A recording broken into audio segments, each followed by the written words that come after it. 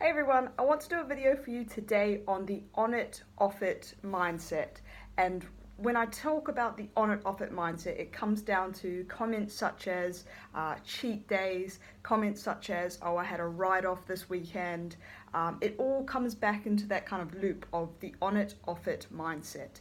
And this can be a very kind of big approach when people are dieting. They feel like they're either on the diet or they're off the diet. So this approach is an all or nothing approach. And a great analogy would be, say you're driving down the road and your car gets a puncture in one tire. You get out, you evaluate your car, you look at it and you go, I've got a puncture in one tire.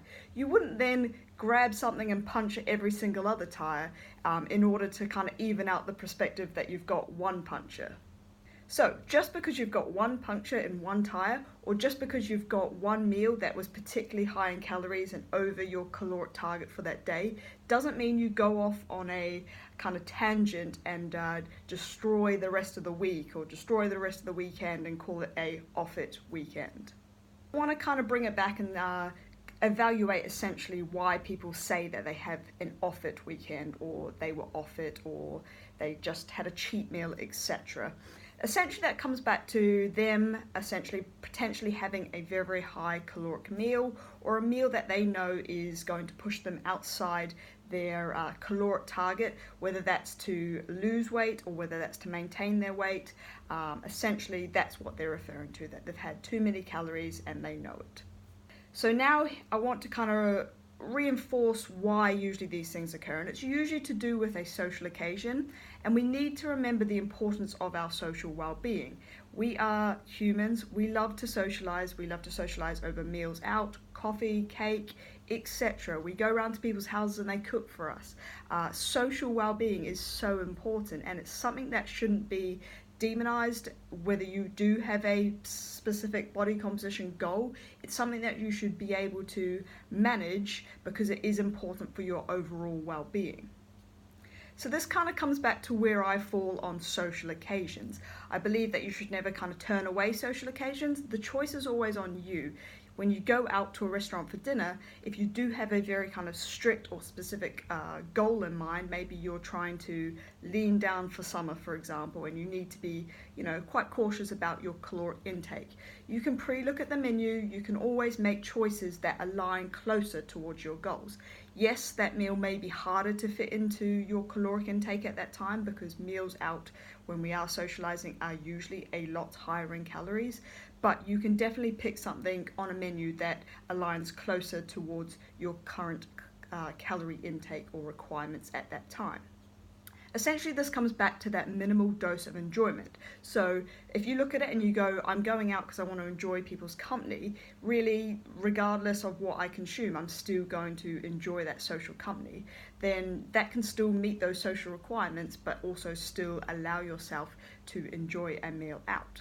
However, you may go out and choose that, a certain food you really, really want, and it is, in your eyes, worth the caloric intake. And that could be something that essentially, for example, for myself, it is certain ice cream I can only get in New Zealand. I perceive that as worth it. And what I do is I get that minimal dose, so I get enough to enjoy that food and celebrate that enjoyment, but enough to kind of have that enjoyment without overtaking my caloric intake too much. So yes, it may send me over my calorie intake for a particular day, but it doesn't essentially send me on I've overstepped my caloric intake for that day, now I'm just going to write off the rest of this weekend. Very, very important that we look at kind of our dietary intake. We look at it over a weekly perspective. So if we have a particular social event coming up, we can look to kind of plan for that ahead. We can look at menus in advance. We can also potentially bring down our caloric intake a small amount over each day, riding into that day, in order to allow yourself a little bit more of a caloric intake for that day.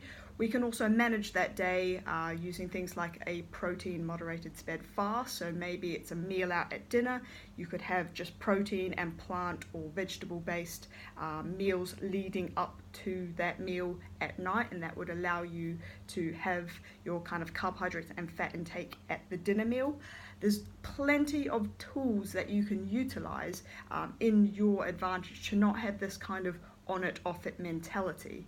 And this is something that is important when you're working with a coach, that you establish these kind of educational practices so that you can learn yourself how to remove yourself from this kind of on it, off it mindset, but also remove yourself from demonizing any type of food. So no food is a cheat meal, it is just a meal out or a social meal, or maybe it's a meal that essentially is higher in calories than, say, if you cooked it at home. It's not a cheat, you're not cheating on anything. There's also that kind of perspective that it's not because you've had one higher caloric meal and essentially overshot your caloric target for that day, or it even could be you've had quite a few social events on the weekend. Maybe you had 3 nights, Friday, Saturday, Sunday, where you know that you overshot your caloric target for those 3 days. That doesn't mean that that weekend is a write-off. Realistically, what you do 90-95% of the time is far more crucial, far more important than what you do the small amount of time. So it really is what you're doing the majority of the time that counts, and that's where those kind of fundamental principles are important, and ensuring that you've got those kind of targets that you hit on that day-to-day basis in order for you to really focus on the bigger picture here. So, to wrap up this video, there's no cheat days, there's no on it, there's no off it switch, there's no, this weekend was a write-off. Yes, it may have been higher in calories potentially that weekend, but you are not an on it, off it kind of dieter. You are someone who essentially manages social occasions to the best of your ability. You assess whether certain meals, certain foods are worth their caloric intake. You find that minimal dose of enjoyment, and then you move on. It's what you do the majority of the time that counts.